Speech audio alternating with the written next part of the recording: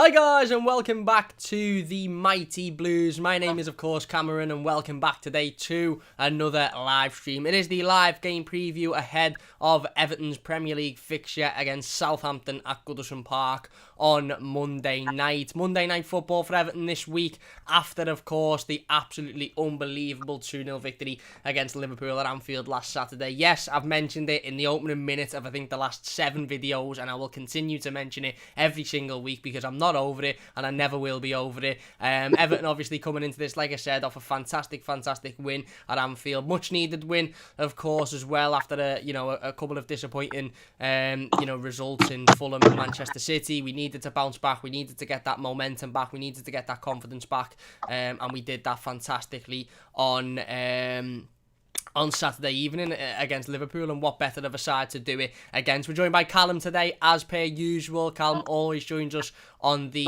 previews to go through this one on Monday night. Coming up against the Southampton side, who haven't been in great form, to be honest with you. Obviously, we played them at St Mary's earlier on in the season. They were Everton's first defeat after going 4 out of 4 wins on the bounce in the Premier League, 7 out of 7 in all competitions, and Southampton were the side that beat us, and they performed quite well on the day, and they were actually in relatively good form as well. You know, that was a Southampton team who not many weeks afterwards went to top of the Premier League on a little decent run of form, but since then, they've dropped, and they've struggled a little bit. 14th in the league now, 8 wins, 6 draws, and 11 losses. Obviously had that massive loss to Manchester United a few weeks back as well. So this is a game that I expect Everton to win, Carl, and it's not because I think Southampton are a poor team, and we'll go into their strengths a little bit later on in the live stream and some of their players that could hurt us. I've talked to Dan from the Saints View, which is a Southampton channel. You can check that out as well,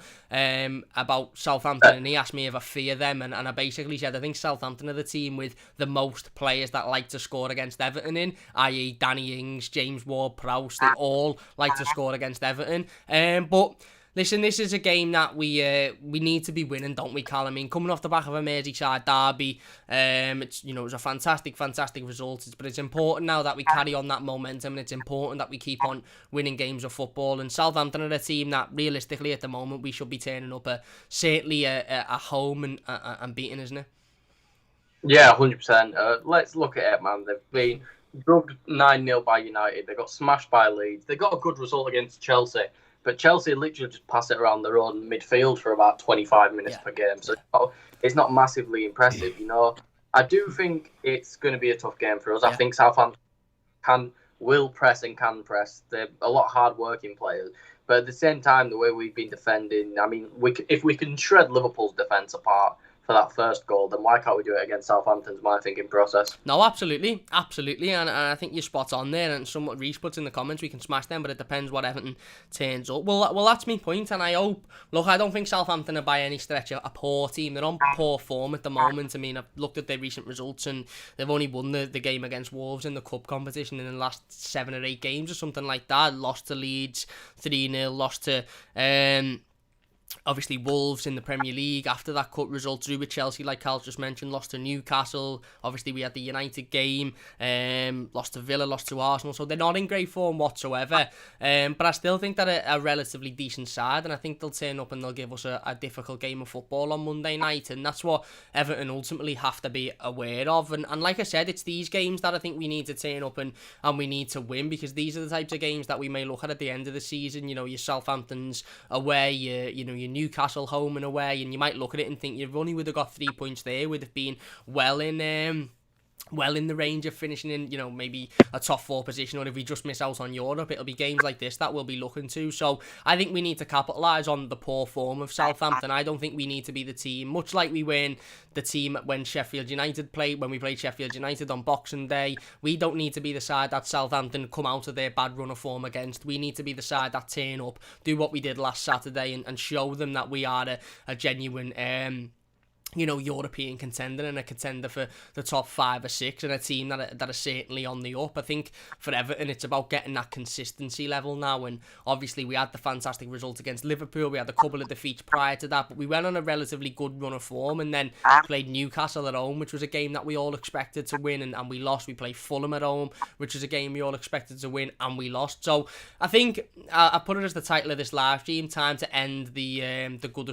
poor Goodison run, and I think that's going to be really, really important, because if this was an away game, I wouldn't be fearful too much, to be honest. And I know obviously we lost away from home to them earlier on in the season, but that was very early on. Since then we've had an unbelievable away record. I think we've only lost to United and Newcastle since then. So if this was away from home, I'd be sitting here with all of the confidence in the world, and I'm still relatively confident, because I think there's no reason as to why this Everton team, especially given the performance last week, should be turning up and not getting anything other than a win on Monday night. But there is that feeling in the back of your mind, isn't there, that we haven't been great at Goodison recently. Teams like Fulham have been turning up and playing us off the park, Newcastle as well. So this is a big opportunity, isn't it? Certainly with the fixtures coming up, we play West Brom away on Thursday. I think we've got Chelsea after that. So this is a big opportunity to just sort of, obviously it's not a hoodoo at Goodison Park, but end this little frustrating run of form where we can't seem to perform at home.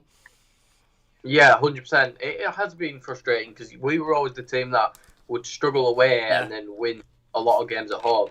It's really confusing, to be completely honest. Like, what we've picked up, I can tell you now, we've picked up 14 points at home and 26 away. Yeah. That's unacceptable. We need to be winning at Goodison Park.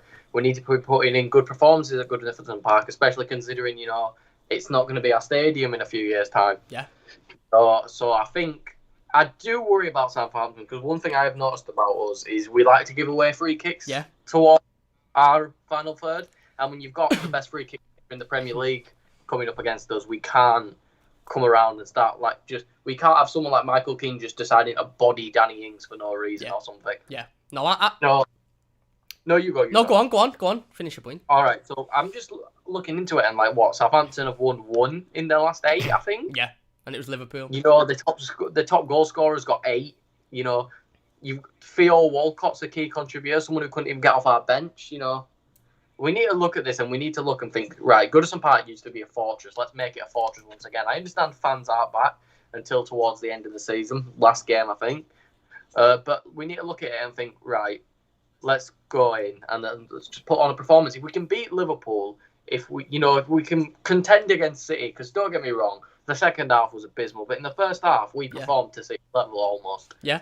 Well, we defended well enough for a team that played against City. So why can't we go in and drop Southampton? It's just we need to avoid playing like our competition. Yeah. No, I agree, and I think that's a fantastic point that you've brought up there about, again, I don't want to be disrespectful to Southampton, because I think they're a team that'll give us a difficult game, and I think they've got some, difficult players, but I think that's a really good point you brought up there about, dropping down to maybe the level of the opposition and how they're performing, and Southampton are on very good form, so they won't be coming into this game with a lot of confidence.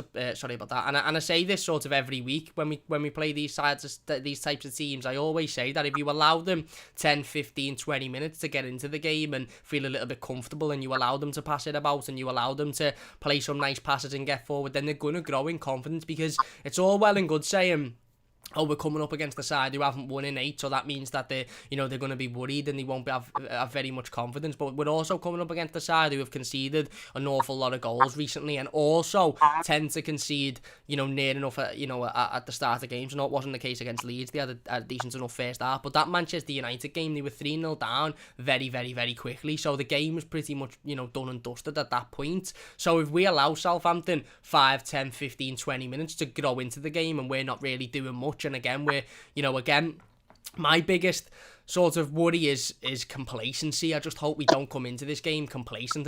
I hope we don't come into this game thinking, yeah, we beat Liverpool last time out, they're the champions, we were brilliant on that day. Who are these? Oh, Southampton, they haven't won in 8 games or whatever. This will be a stroll in the park. This will beat them easily, because Southampton are a side with quality in their team. They are a side that can, like I said, the start of the season, they went on a brilliant run of form. They were top of the league at one point. They were, they absolutely beat us comfortably away from home earlier on in the season, and I don't think many people had many complaints at that point. It was disappointing, but we all said, Southampton are a relatively decent side. They're not at the moment. They're in poor form, but it's still the same group of players. This is still the same manager. It's still the same tactic. So if you allow somebody like a Southampton 20-25 minutes to grow into the game, they'll only build in confidence, because they'll start to realise, hang on, we're in a game here. We're still in this game. We can still get something out of it. And they'll start to, play like they were at the start of the season. So for me, we have to take the game to Southampton. We have to be going. We have to let them know that we are a team that are fighting for Europe, and we are, a level above them.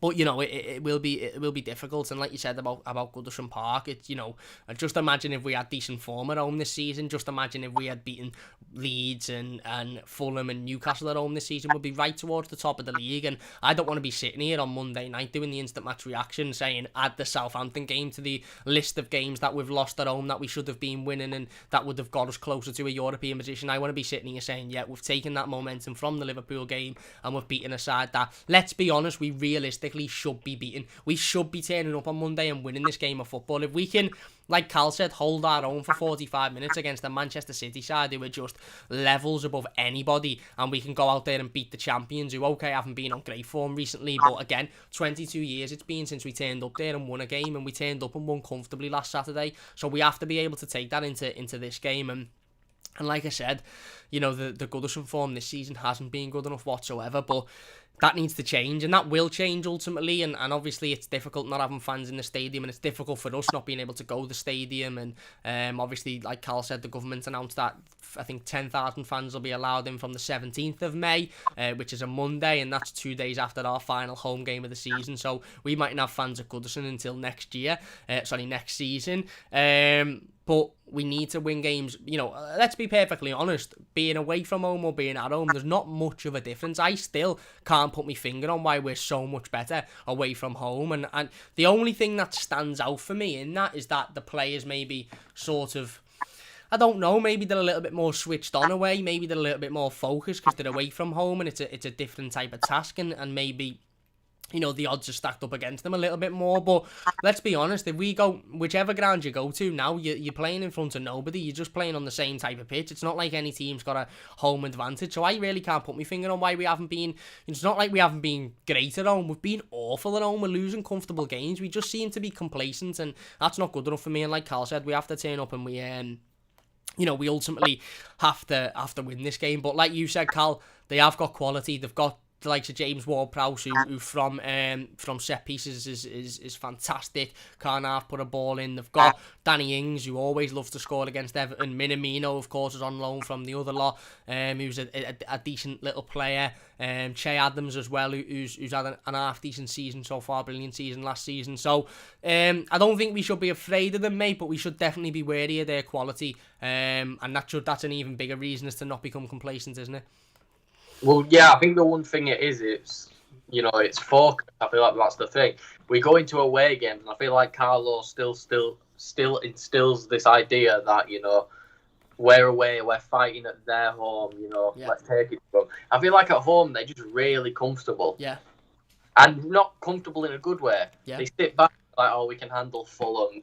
Some guy who has matched his tally in the bloody press at our stadium for Fulham, and you're like, oh, what? How's that happen then? And it's just, I just don't know what to think. It's quite a strange thing. I don't want to come in saying, we'll play Southampton, we'll do this, we'll do that, and then we don't, because I feel like Carlo wants this team now, and I feel, wants this team to push for Europe, and he's been given the big bit of proof that we can do it. Yeah.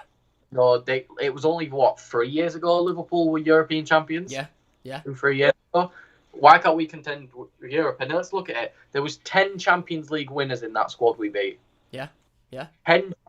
We beat 10 Champions League winners comfortably. I don't care what people say. Liverpool had attack after attack after attack. What did they make with them? Yeah, absolutely. So let's go into this game now, and Carlo can give us motivation.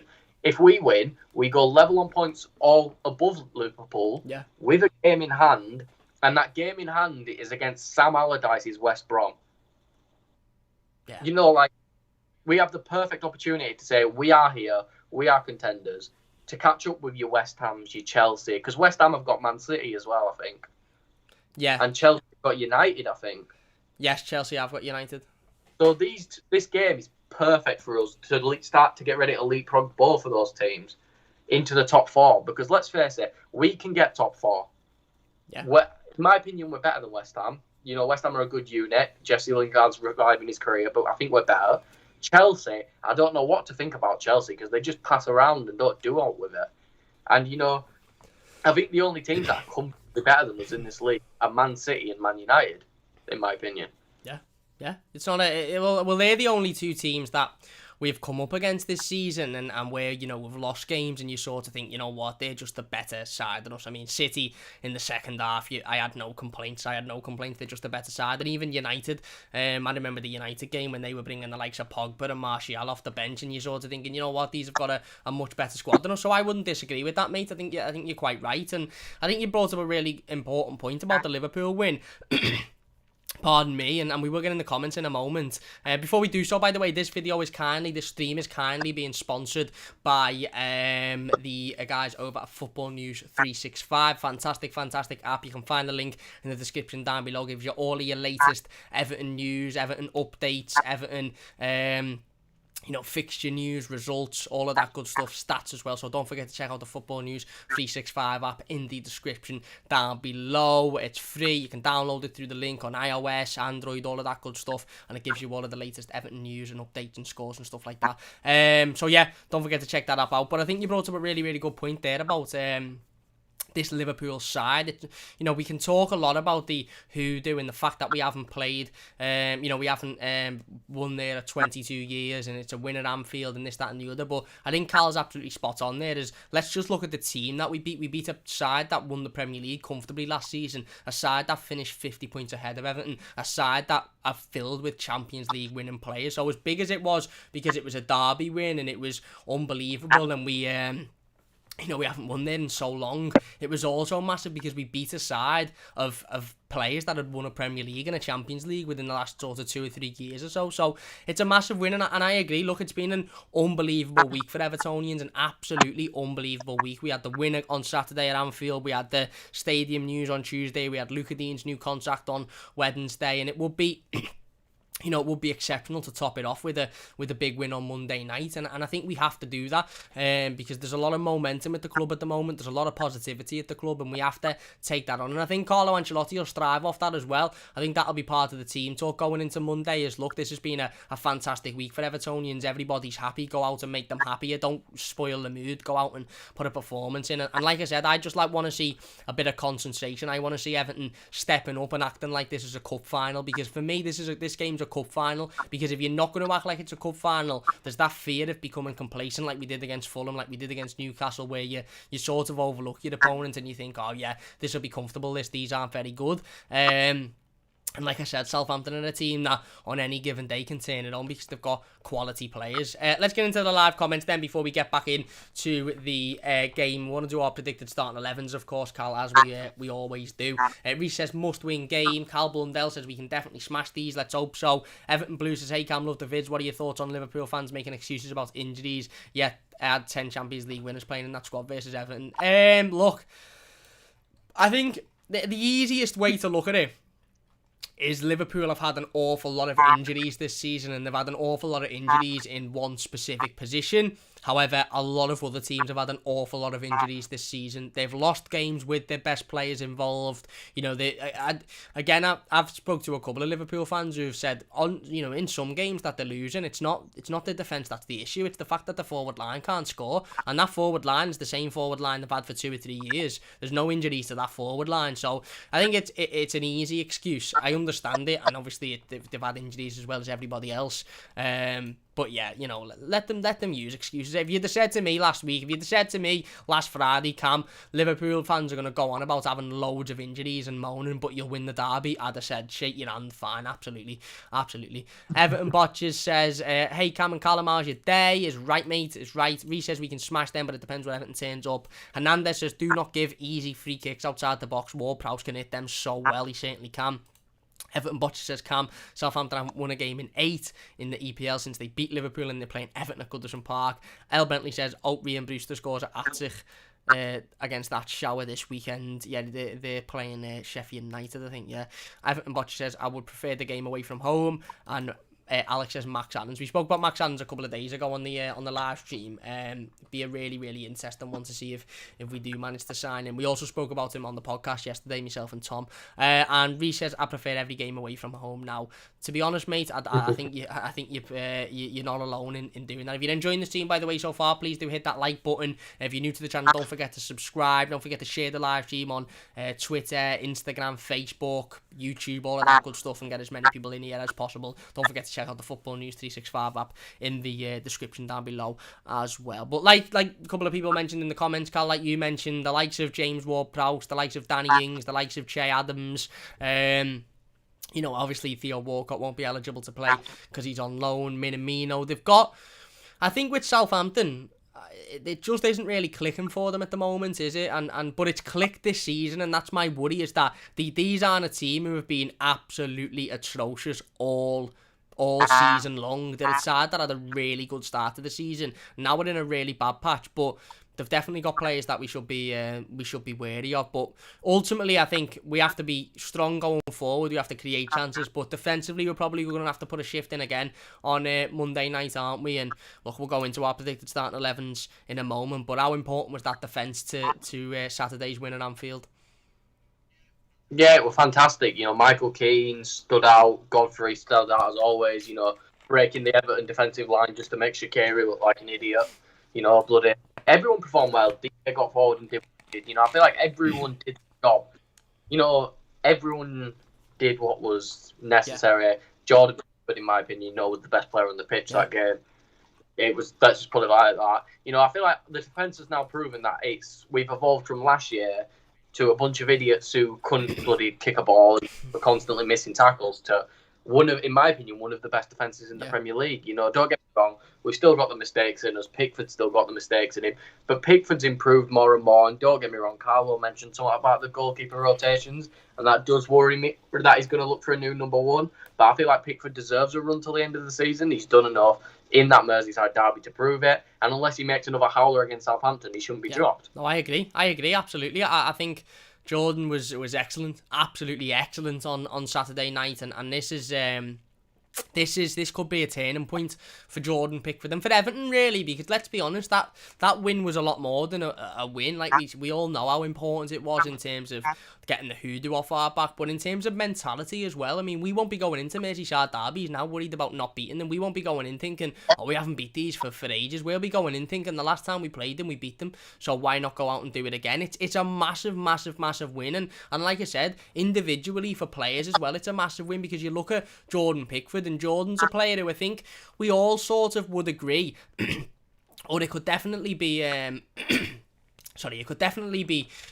thought that Jordan Pickford's Everton career started extremely well. He come in and he was, I think, player of the year, maybe young player of the year in his first season. He was absolutely excellent. And then he had that game at Anfield where he made that mistake for the Origi goal. And then from that point on, sorry, I had to clear my throat there. From that point on, it all sort of, I don't want to say it went downhill, but that's when he started to struggle. That's when the mistakes started to creep in. That's when we started to see, poor performances. And, obviously now we've come out the end of it and he's gone into this Merseyside derby with all of the pressure on his back, all of the critics, the media wanting him to fail, opposition fans wanting him to fail. And he's put in an absolutely exceptional man-of-the-match performance. So hopefully that's the end of that sort of bad run of form now, when he can just solely focus on performing and solely focus on his own individual performances. And like I said, if he can do that and he can perform like he did last Saturday, I've got no issue with Jordan Pickford being our number one goalkeeper. Well, let's go into our predicted starting 11s then, mate. We won't waste any more time, and then we will get back into the live comments. I'll go with my goalkeeper and backline. You went first the last couple of times, and then we'll go. We'll go to you. So, in goal, I've gone with Jordan Pickford. I think, like I said, absolutely no reason to take him out whatsoever. Be it drop him, be it rotate him. There's no reason for me, for Carlo Ancelotti, to do that. Jordan will have gained an awful lot of confidence from that derby win. An awful lot of confidence. He was absolutely exceptional. The lad didn't put a foot wrong from minute 1 to minute 90. He made 3, 4, 5 absolutely excellent saves. His distribution was decent. He was holding the ball. He didn't make any silly mistakes. He wasn't making rash decisions. He was just excellent. on Saturday. And for me, like I said, that performance, that game, that result could be a turning point for Jordan Pickford's Everton career. He could now turn up with the confidence week in, week out, thinking, oh, you know what, I am good enough to perform week in, week out. I am good enough to be that level of a goalkeeper that is playing in a team that's fighting for a European position. And like I said, Jordan Pickford's Everton career sort of took a downturn off of that first derby mistake that he made. Now he's put in an exceptional performance, and he's been part of a side that, let's be honest, is a team full of heroes. A team that have beaten Liverpool for the first time in 20 odd years. He's a hero for me, especially given his performance. So no reason to take him out whatsoever. Hopefully he can continue that good run of form in, and hopefully he can put in another solid performance on Monday night. Backline, and I've gone for Luca Dean at left back. Obviously recently signed his new contract this week. Unbelievable news for me. Best left back in the country again. Really good game against Liverpool last week. Put an unbelievable ball in for Seamus Coleman, which would have been an absolutely fantastic goal if he'd have headed that one in. And I don't think I'd be here talking now, to be honest with you. I'd have still been out on the booze. Well, not out, obviously. I'd have still been on the booze in my house because we're all locked in. But again, really good performances all season long. Obviously had that time out through injury. Still is the defender with the most assists this season, and I can see Luca Dean getting another couple more assists on Monday, to be perfectly honest. Hopefully Dominic Calvert-Lewin's back in the starting 11. Hopefully we're the team that are creating, we're the team that are taking the game to Southampton rather than sitting back. That's something I don't really want to see. I don't want to see too defensive. I don't want to see us sort of doing what we did again. That tactic worked against Liverpool because they're a team that always have a lot of possession. They come at sides, and they're a very good attacking side. But against Southampton, we sort of need to be the side that take the game to them, and I think we've struggled when we've had to do that on a couple of times this season. So hopefully that's not the case on Monday. So Luca Dean at left back. I've gone with Ben Godfrey and Michael Keane at centre back. Obviously Yerry Mina picked up an injury a couple of weeks ago. He is still out. Carlo believes he'll be out for another 2 or 3 weeks, he said. But again, both Michael Keane and Ben Godfrey were unbelievable against Liverpool last weekend. Unbelievable. Ben Godfrey is just exceptional. Absolutely exceptional. The lad is just... He's unbelievable. He's a natural born winner. I've said it multiple times. I'm not going to touch on it too much because I've said it multiple times over the last couple of days on the channel. This is a lad who's been at Everton for 6 months, and look at what it meant to him to win that Merseyside derby. You'd think he'd been through the 22 years of pain that we've all been through previously. He hasn't. 6 or 7 months ago, he was playing for Norwich, and he probably wasn't really interested in how long Everton haven't beaten Liverpool in. Yet he comes to Everton, and look how much it means for him. The lad is a natural winner and just an exceptional footballer. So Ben Godfrey, Michael Keane again. Another unbelievable performance by him on Saturday. He's been fantastic, absolutely fantastic. Couldn't put a foot wrong with Michael Keane this season. And again, really solid in the air. He dealt with everything. On the floor, he dealt with everything. The last this tackle against Sadio Mane was absolutely exquisite. And like I said, I think he deserves another start. And then I've gone with, this is difficult. Obviously, the choice is either Mason Holgate or Seamus Coleman. Now, I think Seamus was brilliant against Liverpool. Absolutely brilliant. A proper captain's performance, a proper leader's performance, and you could see how much it meant to Seamus, and arguably if any one Everton player deserves a victory at Anfield out of them all, it's Seamus Coleman. He's been so loyal to the football club. Okay, he hasn't been unbelievable in recent years, but he still gives it 110%. He still does what he needs to do, and he come out after it and said, do you know how refreshing it is to not have to sit here and say, the same usual spiel about how we weren't good enough and we need to be better, and that's not good enough for the fans. He said after the game, for far too many years we've not only let ourselves down, but more importantly we've let the blue half of the city down, and that's not being good enough. So it was massive that we could get that win last Saturday. But I've just edged with Mason Holgate. I thought Mason's performance was again, I don't want to say like something out there. I don't want to say it was historic or anything like that, but it was exceptional against Liverpool. He really dealt with the forward line that he had to deal with. He had Mane a couple of times, he had to deal with Salah on a couple of occasions as well, and I think he dealt with them really well. I think we've seen Mason struggle a couple of times this season in games when you're coming up against teams that play quick throwing football and get at you and get in behind you, but Mason really didn't struggle the other day. I thought he was absolutely exceptional. He was very solid, dealt with everything he needed to, and I've just edged with Mason. I wouldn't be complaining if it's Seamus Coleman starting. I wouldn't be complaining if it's Mason Holgate starting, but I just think Carlo will go with Mason, Michael Keane, Ben Godfrey and Luca Dean. So there you go. There's my backline and goalkeeper. Who's yours, mate? Well, I've gone for in goal Jordan Pickford, like we said. I'm not going to come out here. Man of the match performance, best player on the pitch, clean sheet at Anfield and say, oh, Robin Olsen should start, because he shouldn't. In the end, Robin Olsen is a good keeper, and in my opinion, he could be arguably one of the best backup keepers in the league, but that's what he is. He's a backup keeper. We all need to get behind Jordan Pickford now. He's proven he can handle it at the biggest level. He's storming towards being England's number one again, where all of a sudden, when he gets a penalty at the Euros, everyone's going to love him again and forget about him crippling Van Dijk. But, and then at left-back, Luca Digne, listen, it might be a controversial statement, best left-back in the world. Do not care. I mean it. Yeah, like, you're going to be Jordi Alba having a resurgence. Everyone loves Alphonso Davies, but, I don't know. But I think Digne just is the perfect left-back for any team. He fits in any team in Europe, maybe except Bayern Munich, in my opinion. Barcelona are sitting dreaming they had Digne right now. But, centre-backs have gone the same as you, Michael Keane and Ben Godfrey. Like you said, Ben Godfrey is a future captain of this club. He's fantastic. His anticipation, his athleticism, everything about him is great. And Michael Keane's the smart centre-back, and he proves we need to play it, because he isn't the one who tries to go in for the fancy slide tackles. He just gets rid of the ball. If it's in a dangerous situation, what did he do? Was it 13 clearances against Liverpool? 13, yeah. Yeah, so I just think we have to keep him, because he's the one that does the dirty work. Ben Godfrey, charges around, makes beautiful slide tackles, dispossesses them, and then drives up the field. But Michael Keane does the dirty work. He sits there, cleans up, gets rid of it, and it's why our defence has been so good. And then at right back, I think this is the first time in 2 or 3 previews now our teams have actually changed.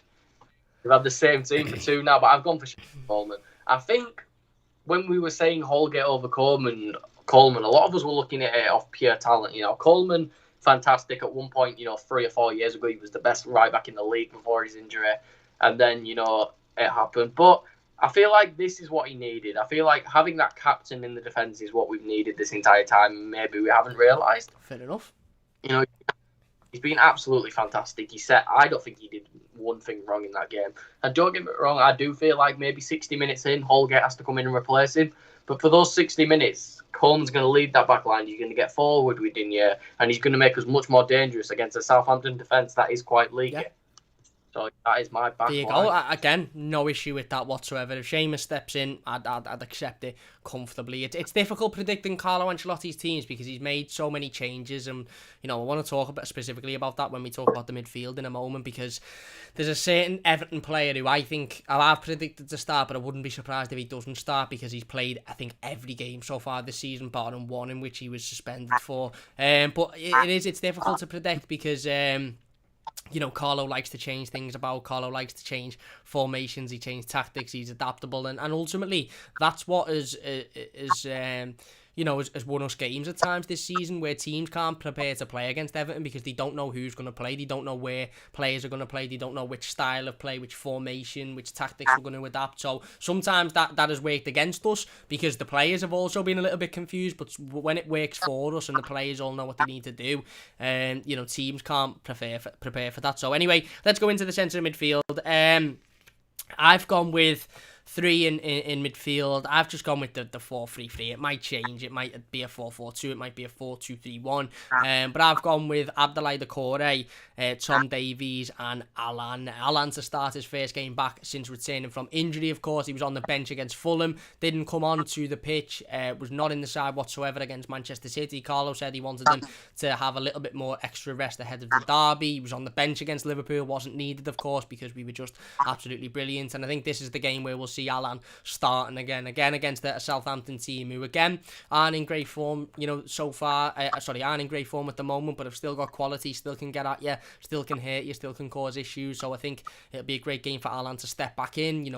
We've missed him. We have missed him, even though Tom Davies has been absolutely excellent and Doucouré's been very solid. I think it's clear that we've missed that sort of pit bull in the midfield that Alan is, so I think it'd be great to see him back. And I've gone with Tom Davies as well. I just think it's very, very difficult to drop Tom after what was an excellent performance against Liverpool. I think he was, again, very much like Jordan Pickford. I think he was a 10 out of 10. Don't think you could put a foot wrong with Tom Davies' performance against Liverpool. Every pass he made was great. He was getting forward. He was throwing tackles in. He was winning the ball back. He wasn't afraid to get in the faces of Liverpool players. He stepped up to the challenge and he battled. And that's what Tom Davies does. He battles and he works hard, and he's a very good footballer at doing that as well. So I've gone with Tom, and then Doucouré is the name that I think we mightn't see on Monday night, for the pure factor is the fact that A, Alan's back, B, Tom Davies has been playing really well, C, I think we might see a different type of midfield with just two in there, and then maybe a left midfielder and a right midfielder. And I can't remember what letter I'm on, D, because, you know, Abdoulaye Doucouré's played, every game this season, barring the one that he was suspended for, and it's pretty evident that he's going to need a rest at some point. He's been absolutely exceptional. He's done the defensive duties, he's done his box-to-box duties, he's been very physical. I think he struggled in the first half against Liverpool, give the ball away on a couple of times, but as the game settled and the more and more that the game went on, certainly in that second half, I thought he was absolutely exceptional. So, again, very difficult to predict what Carlo's going to do. I wouldn't be surprised if Abdoulaye Doucouré doesn't start and he is given that little bit of a rest and we see Alan come back in, but I just really want to see a midfield three of Alan, Davies and Doucouré, mate, to be honest with you. I want to see how well they could do. You know, I think obviously we know the partnership between Alan and Doucouré, but I'd like to see Tom sitting in there as well, because honestly I don't think he deserves to be dropped. Well, it looks like we've gone for the exact same midfield. Great minds think alike. My thing is, when I sat building this team, I was just trying to think, what's the best way we beat Southampton? And the first thing I thought of was press resistance. Yeah. So I've got here, and I literally just sat and built my team, which I think could resist the press the most. It's the main reason Holgate didn't get in, because I feel like Holgate lingers on the ball too much sometimes, and it's the main reason Andre Gomes doesn't come in, because I feel like Gomes likes to dribble a lot. And I feel like against the Southampton team, that as soon as we touch the ball, they're just going to pounce on us. It's probably a bad idea to have him in. Because don't get me wrong, I think when he's had a bit of a touch and he plays it on a bit, then he can play a ball. I don't think his first time passing's that great. I think he gets caught in possession a couple of times as well. Yeah. So I've gone for Doucouré, Allen and Davies. Davies has adopted a role quite similar to Allen. He just doesn't have the stamina, where he can sit back, pick up the ball, drive it up, play. But I think the main reason for this is I feel like we finally get to see Doucouré play his actual role, what we signed him for. We finally get to see that box-to-box where Doucouré can get forward, can get involved in attacks, and, he's given a bit more freedom in midfield. But like I said, Tom has skyrocketed to my favourite Everton player after this run of games, Homegrown, he clearly cares, and Alan is just fantastic, isn't he? He's a natural leader, and you can tell we missed him when he first got injured, even if we did go on a nice run of games, after the left. But I feel like in the Newcastle game and stuff, if we had Alan, we'd have won. But yeah, I feel like this midfield brings us so much, and I feel like these are the most press resistant. I feel like if Davies has to take one touch and pass it, he can. Doucouré, is strong enough to hold off a press, and Alan can buzz around for 90 minutes. Maybe not this game because it's his first game back, but I feel like this is the safest midfield we've got, and I feel like it'll be the West Brom game where Doucouré is dropped for Gomes, where we can be a bit more free in midfield. Fair enough. And I think you brought up a really good point about Alan there. I think if we do see Alan from the start, we probably won't see him for 90 minutes.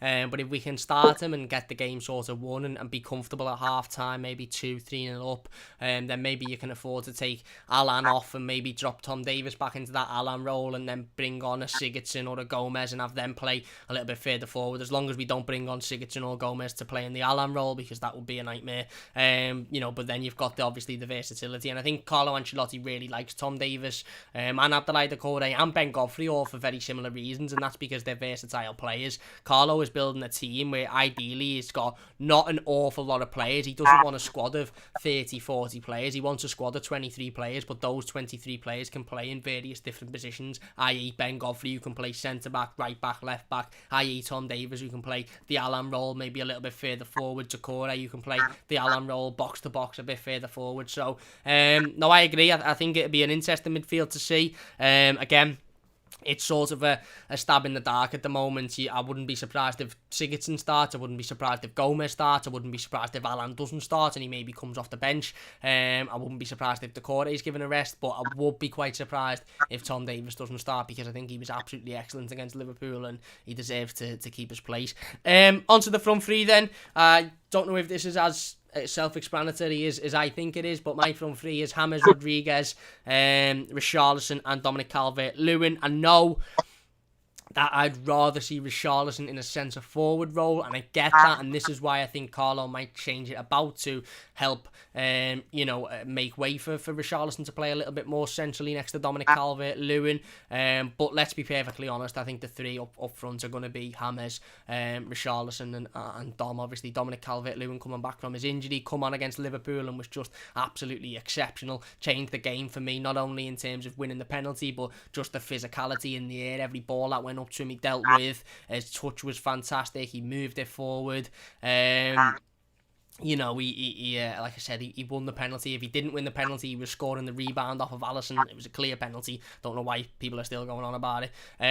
But he changed the game for me. He absolutely changed the game. Richarlison, unbelievable, mate. For the last 3 games, unbelievable. He was brilliant against City. And I know some people might say, oh, his goal only bounced off the post and hit him. But forget his goal. His overall play against City was exceptional. He was left up top for the entire game on his own. He had nobody around him. It was the back line, the midfield, and then Richarlison was like over there somewhere. And he done so well. Every time the ball come up to him, he held it up well. He won free kicks when he needed to. He didn't give it away easily. He didn't kick it out. He wasn't sulking. He was getting it. He was keeping himself tight. He was passing it off. He was moving forward when he needed to. Obviously, he got his goal, like I said, which was a little bit of a lucky deflection, but they all count. A couple of goals against Spurs, and he put in a very similar performance against Liverpool, I thought, than he did against City, whereas for a lot of the game, he was sort of on his own a little bit. He was isolated, but he made use of every time he had the ball. He didn't give it away. He didn't give it back to them comfortably and allow them to get back at us. He kept hold of it. He won fouls. He either dribble past players or he give it off. Obviously, his goal was an exceptional finish. And I think in the last 2 or 3 games, Richarlison has been unbelievable. I actually think he's gone quite under the radar, to be honest with you. I think he deserves a lot more credit than he's got for the last 2 or 3 games. Just gone back. Tottenham in the cup, City in the league and Liverpool in the league. I think he's been fantastic. So Richarlison stays in, and then James, of course, again showing that magic, showing that quality that we know he's got. Literally gets the ball within the opening 3 minutes, takes it down as if it's a feather, mate. The ball's being bounced about, headed about left, right and centre, and that lad plucks it out the air as if he's like Zeus, and just plays an unbelievably weighted pass into Richie, who scores, and that's the magic that you get from James. So that's my front three. James on the right, Richie on the left, Dominic Calvert-Lewin as the centre forward. But it wouldn't surprise me if those front three are playing, but in a different style of formation. Again, we don't know what Carlo is going to go for. So who's yours, mate? Mine is the exact same, except I've gone for a 4-3-1-2. I feel like Carlo is he has to accommodate Richarlison through the middle now. And it's not like it's a big problem, Calvert-Lewin can play with Richarlison. He did it last season. They've got a great connection together. And James prefers to be in the number 10. And here's I don't know if this is a controversial opinion, but I feel like now we're going to see James Rodriguez at his best until the end of the season. I feel like there's just something about beating Liverpool. There's him going on Twitch and just being surrounded by nothing but love. Yeah. That is one of I've watched a few live streams from footballers. That is the happiest I've ever seen a footballer in a live stream. Yeah. Yeah. He was beaming, even in the live stream. I'm pretty sure he dismissed the Madrid thing about Atletico. I don't know, to be honest. I missed that. If he did, I'm pretty sure he did say something about it not happening, and that he wants to stay at Everton. So it's a good sign for us. James is happy here, and I feel like that Liverpool thing's giving him the motivation to be like, I can play back in the Champions League again. Yeah. I don't think he expected it. I don't think he expected top 4, but now that I think that the possibilities there, we're going to see the best of him. We're going to see him setting up. We're going to see him scoring goals. And I think James Rodriguez is going to have at least 10 goals and 10 assists in the Premier League by the end of this season, which is obviously a fantastic thing. So. I think Calvert-Lewin's, I think Calvert-Lewin can start to push up for the Golden Boot again. I don't see it. I think Salah's going to take it this year. And, like I said, Dom doesn't take penalties. Yeah. But, I mean, if we want to start getting penalties, Carlo, put Dom on all of them. Exactly. Because When was the last time when Everton player won the Golden Boot? Was it maybe, I want to say Gary Lineker, back in the 80s. I don't think Lukaku ever won it. I think he might have come close. Right, someone's might have to put that I think it's Gary Lineker in the 80s. Yeah, I'm guessing. Yeah, because wasn't Lukaku one goal off? I think Lukaku might have been 1 or 2 off, yeah. But like you said, with Dom, he doesn't take penalties. If he did, not that we get many penalties, but if he did take penalties, he'd be right up there. Yeah, exactly. That's what I mean. So let's look at it. We've got this front line is fantastic. You've got James Rodriguez, who is world class. And then you've got Richarlison and Calvert-Lewin, who I feel like are on the path to being world class. Yeah. Calvert-Lewin less than Richarlison. I feel like Calvert-Lewin, being a goal poacher, will never get looked at as world class. He'll be a world class goal scorer, but I don't think besides from us, the fans that watch him every game, I don't think he'll ever be looked at like that. But I think this front three just has goals all over it. And I feel like if we don't come out scared of Southampton, if we come out press resistant, we can catch Southampton on the press. And if we give James more of the ball, James can take his touches, can play the ball through where Calvert-Lewin and Richarlison can catch him, and we can get goals. And I think someone put in the chat that Southampton are missing Romeo. Wait a second. Yeah, Minamino, Romeo, and Walker-Peters. There you go. Who are 3 of the... Maybe not Minamino, he's only been there. But Romeo and Walker-Peters are 2 of the best players. So, defensively as well. So, why can't we come in against Southampton and say, you know what? I do think it'll be a struggle for the first 25, 30 minutes because I feel like we'll struggle to adapt to the press. Yeah. We all do. But I feel like after that, we should be able to put 2 or 3 past them. And I don't expect a clean sheet, but I feel like this attack's going to start clicking now back to like what it was at the start of the season. Let's hope so, mate. Let's hope so. So there you go. Myself and Cal have gone for the same team, barring the right back, of course. I've gone for Pickford, Holgate, Keane, Godfrey and Dean. He's gone for Pickford, Coleman, Keane, Godfrey and Dean. Both gone for Alan Davis and Decore in the middle, and then James, DCL and Richie up front. Let's see if that is the front three. We'll get into a couple of more comments then before we finish up. Creeper Boy says, will Tom Davis and Alan play together? It'd be decent to see. It will be decent to see. Tazul says, imagine Lukaku in this team. Lukaku next to Dom and Richie and James. Imagine Lukaku with James as service. Paul says, I've just missed the winner at Lingfield because of the dog walk. Gutted. Tazul says, but this isn't Everton after all. This is Everton after all. I had so many false dawns before. Nothing like getting kicked in the balls just when you least expect it. Says, I reckon we can beat Chelsea away and also Spurs at home. That's 24 points out of the next 24. Not being greedy, lol, but we are more than capable. Paul says, we don't turn up at home. Can be binned from now on. Well, exactly, we have to end that. That's out, like the title says, time to end the poor Goodison run. We have to start winning games of football at Goodison. We have to start turning up and beating sides, certainly sides that we expect to beat, like Southampton. David says, just hope we come out with a ruthlessness and don't sit back too much to keep the momentum. I couldn't agree, mate. Tazul says, 6 of our next 8 games are against bottom half teams. I'm expecting 18 points. He also says, it's about time we put struggling sides to the sword. I think that Liverpool result was a massive one, not because we beat Liverpool, but the whole mentality of this team. I couldn't agree more, mate. It was Lenny who says no Romeo, Walker Peters or Minamino. Paul says, where was the South American reporter who has a James query every week? Funny him. Louis, he's boss Louis. He's always there at the end of the stream, or he's a belter fella. I've never met him, I just from his questions, he just makes me laugh. Tazul says, let's teach that hasn't Hootle a lesson. Paul says he has kept Nkunku fresh for the run-in. The Don's on point. That smile down the tunnel. My top 6 bet is safe. Mozza says, alright lads, expecting a dominant display from us on Monday. Let's hope so. Kieran rants, what's happening, Kieran? He says, I would have 4-4-2, Pickford, Godfrey, Keane, Holgate, Coleman, Dean, Alan, Davis, Richarlison, DCL and Richie. Liam says, you're right about Pickford, Cam. We've got to get off his and Tom's back. They need our support. Spot on. Obi says, although I will say that Alan is an absolute leader. Certainly is. Paul says, Alan will play game 1 by half time. He also says, I like Hassan Hootle, but he's going to be stressed out on Sunday. I hope so. Keane says, I'm good Everton now, can't wait for Alan to be back in action. Is right. Paul says, my girl's a nurse, so she's out most of the time. I'm virtually housebound because of my back. Found your channel watching Toffee TV. Better insight in my opinion. Thank you very much, mate. Really appreciate that. Liam says, sun is shining, Toffees are smiling up the Toffees, lad. Is right, Liam. And El Bentley says, would I start King? No. I wouldn't. But I think he'll be involved. And Ian says, afternoon lads, I think that after the fantastic week we had, surely the momentum we have to push on to a win, onwards and upwards in Carlo we trust. He says, would you go for Max Adams? I would go for Max Adams, but again, I think it'll all depend on the price tag that Norwich put on him. And this says, Minamino, the Liverpool loanee, has quality, even though Southampton haven't been great. Any news on Mina? Yeah, he's out, Minamino, I think. Mina's, I think, 2 or 3 weeks away, Carlo said.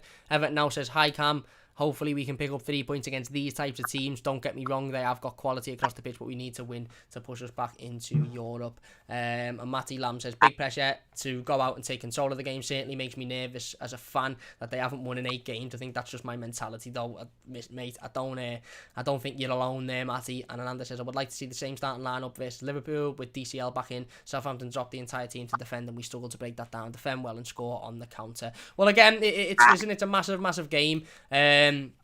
And I think that maybe part of it is that, you know, of course, against Liverpool we sat back and we defended well, and they had a lot of possession and we hit them on the counter and we were brilliant. It's probably not going to be the case, and I do think Everton have struggled at times this season when we've had to attack teams and when we've been the side that have, you know, the onus is on us really, rather than the side that are defending and sitting back. And I think, again, we've got to show our quality, and I just want Everton to turn up and be ruthless on Monday night. I want Everton to turn up and go, right, we're not going to sit back and hit you on the counter-attack. We're going to go from the start, and we've shown that. We've shown it against Leeds when we beat Leeds away from home. The first half, we turned up and we took it to Leeds, and we were absolutely brilliant, and we were just flowing with momentum and fast-playing football, and I think that's what we have to do on Monday night for me. But listen, it's going to be a difficult game, but certainly one I expect to win. We'll finish up there then. Massive thank you for watching. If you have enjoyed this one, please do hit that like button. Don't forget to subscribe to the channel as well. You can check out Callum in the description down below. Go and give him a follow. Don't forget to download the Football News 365 app as well for all of your latest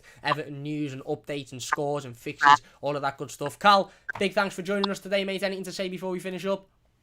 Yeah, just the usuals, because I've got to rush off soon. So follow me on Twitter, have a look at my articles on Prince Rupert's Tower.